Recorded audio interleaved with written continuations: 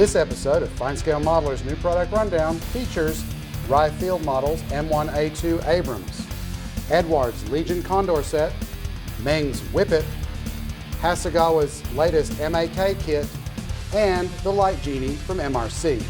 Welcome to the New Product Rundown. I'm Elizabeth Nash, and I'm here with Skinner to show you the latest scale model kits and accessories. We've got a lot on this time. Let's get rolling with Rye Field Models' brand new 1/35 scale Abrams. This deluxe kit allows you to build one of three options for the U.S. main battle tank. All are up-armored with Tusk, or the Tank Urban Survivability Kit, a series of add-ons designed to give the tank added protection in confined cities and towns where IEDs and rockets were a greater threat.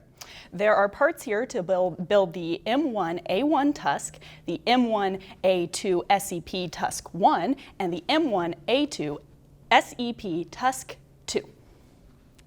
Yes, that's right. Yes, got it.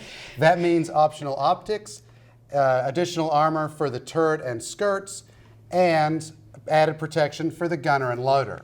Which adds up to a box crammed with plastic. The major hull components have terrific molded detail, including recessed panel lines, raised welds, and sharp handles.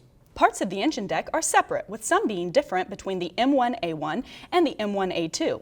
The placement of optional parts is clearly shown in the instructions, with the sequence for the M1A1 being printed in green. The road wheel arms attach to torsion bars that may, in theory, leave the suspension movable. The road wheels, idlers, and drive sprockets are beautifully molded. Clear parts detail the road wheel hubs just as on the real thing. The same sprue, molded in green, provides periscopes and ballistic glass blocks for the shields around the turret hatches. Much like the real thing, the kit's tracks assemble by sandwiching pins between inner and outer pads.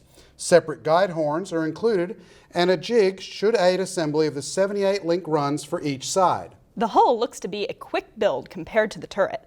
The hatches are separate and the prominent baskets are petite. The main gun consists of several tubes that slip together. There's even an abbreviated breech. A ton of stuff dresses up the turret, including hatches with detail inside and out, multi-part machine guns, optics, and smoke launchers.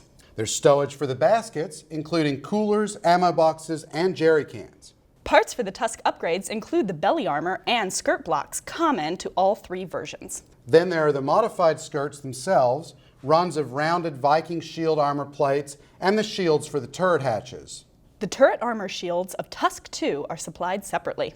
Unused skirts and other parts indicate other versions of the Abrams may be forthcoming. Photo-etched brass supplies mesh for the stowage baskets, CIP panels for the turret, attachment strips for the skirts, and more. Decals provide markings for 3 tanks shown in the instructions. This kit offers a lot in terms of both details and options and should prove popular with modelers. Yep, a great addition to any Iraq War or modern armor collection. Next up, a limited edition 1/48 scale dual kit from Eduard, Legion Condor. The Spanish Civil War proved to be the perfect training ground for the fledgling Luftwaffe.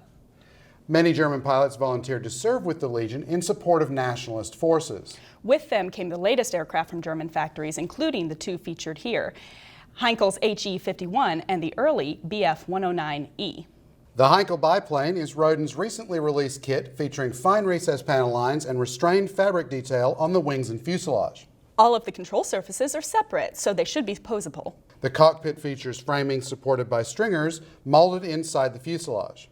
More details include a seat, external tank, and fine struts, as well as an instrument panel, exhaust, controls, and windshield. Eduard enhances the graceful fighter with photo-etched panels, radiators, seat belts, and control rods. The Messerschmitt is Eduard's own delightful Bf-109 with petite recessed panel lines and rivets. 2 sets of wings provide the option to build either the E1 or upgunned E3 with cannons in the wings. The flaps, slats, ailerons, and rudder are separate and posable. Up front is a nicely detailed DB601 engine. The cockpit features a floor, walls, seat, controls, and instrument panels. Colored photo etch provides dials, seatbelts, and controls.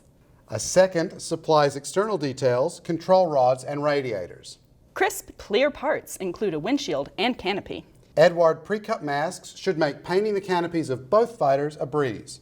As with all Eduard kits, the decals and marking options are a highlight. The cartograph printed sheet has options for 4 of each aircraft, including numerous insignia variants and colorful personal art. Eduard continues to look for interesting ways to package its own kits as well as those from other manufacturers. This looks like another winning combination.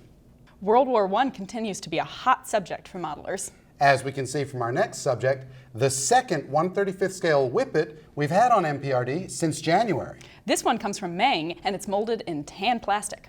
Sharply molded rivets and panel lines mark the major components. The underside is a separate plate, and most of the fighting compartment builds from individual panels. At least one must be bent to fit. The axles for the gazillion road wheels are molded on the inner sponson halves, and the mud chutes are single pieces. A gazillion wheels? Really? Not quite, but it can feel like that as you assemble the 32 of 2 different types, as well as 10 return rollers, 2 drive sprockets, and 2 idlers. Don't forget the 20 track spuds. The outer sponsons show good detail, and the tools are molded separately. The 4 Hotchkiss machine guns look terrific and include ammunition belts that won't be visible unless you leave a hatch open. No other interior detail is provided. The tracks click together and should be workable. The instructions give painting directions for 2 British Whippets in 1918. Both are preserved in museums. But the decal sheet has German, Russian, and Soviet markings. Perhaps a sign of another version to come? This looks like a nicely detailed, well-engineered kit. It'll be interesting to see how it stacks up against Tacum's kit, released at about the same time. The what-if world of Machine and Krieger has been popular since the 1980s, and it recently got a boost when Hasegawa started producing kits. Including this kit, a 1/20th scale humanoid unmanned interceptor. This 2-in-1 kit can be built as either the moon-based vehicle Vega or the space-traveling Altair.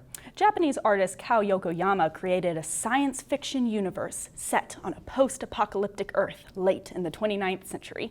His vehicle, robot, and fighting suit designs draw heavily upon influences like the aircraft and armor of World Wars I and II, as well as popular culture like Star Wars and Mad Max. As a result, these fun kits lend themselves especially well to modern armor finishing and weathering techniques.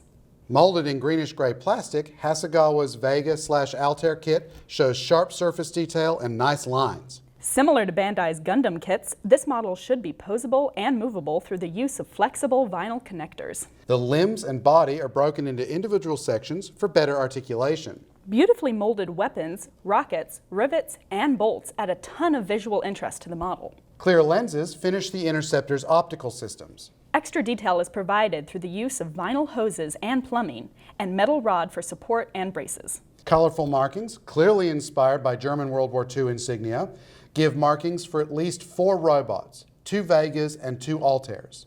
But with Ma.K kits, imagination is the only limit to what you can do. That's right. So grab one of these and have some fun. Imagine using the hairspray technique to weather an Altair. If you go to any model show these days, you'll see that the trend towards lighting scale models is stronger than ever. That's right. No matter if it's science fiction, aircraft, cars, or even armor, modelers are looking for ways to add life to their scale creations with LEDs and fiber optics. Wiring constant lighting is relatively easy, but if you wanted blinking or strobing or alternating lights, then you needed a control circuit. And unless you're an electrical engineer, you had to buy a circuit, which could set you back as much money as the kit itself. Now MRC makes it easy with their Light Genie radio control lighting system. The box contains a circuit board with 5 zones, a small remote control transmitter, wires, and resistors. On the board, each zone operates independently. Zones 1, 2, and 3 control 2 outputs. Zones 4 and 5 have 3 outputs for a total of 12 outputs, plenty for most scale modeling applications. Each output can handle 2 standard bulbs or 3 LEDs. Each zone can be set and controlled from the remote, and changes can be made at any time. There are 20 effects that can be used on any of the zones. They include several styles of flash, gyrolights as seen on some locomotives, oscillation, stepped lighting, strobes, rotating beacons, flickers, and more. The remote also turns lights on and off, dims and brightens them, and alters the frequency of flashes and strobes. There's a lot of versatility built into it, as you can see from this fire truck. The transmitter has a range of 90 feet and binds with its receiver, so you can use multiple systems in the same location without interference. This should make lighting a model a snap, even for an electrically challenged person like myself. Look for reviews of the Abrams and Whippet in upcoming issues of FineScale Modeler magazine. And you can see more new products in the May issue of the magazine, on sale now. Thanks for visiting FineScale.com. It's goodbye from me. And it's goodbye from her. The MPRD Dance Party. Woo!